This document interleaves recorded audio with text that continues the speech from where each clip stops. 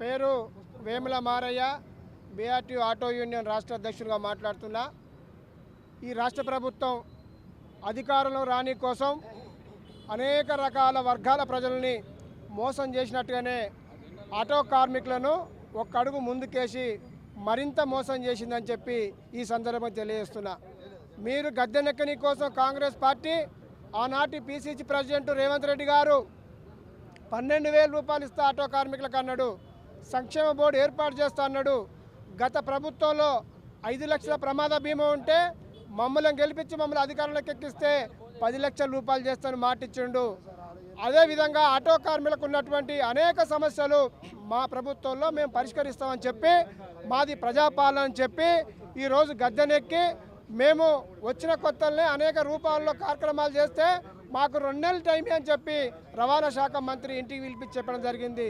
2 సంవత్సరాలు గడిచినా ఏ హామీ అమలు చేయకపోగా ఉన్న పథకాలు తీసేసి మా ఉపాధిని ఆగం చేసి అనేక మంది ఆత్మహత్యలకు పాల్పడే పరిస్థితి తీసుకొచ్చింది ప్రభుత్వం.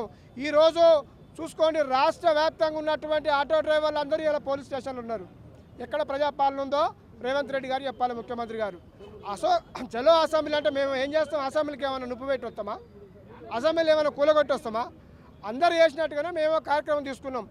ఏ ప్రభుత్వం ఎన్నడూ చేయని విధంగా రాత్రి 11 గంటల నుంచి ఈ రోజు వరకు తెల్లారే వరకు ఇప్పటి వరకు అనేక పోలీస్ స్టేషన్లో మీ మీడియా ద్వారా చెప్తున్నా, చెక్ చేసుకోండి.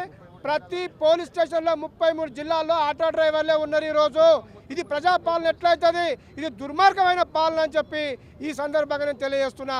రేవంత్ రెడ్డి గారు స్పందించాలి.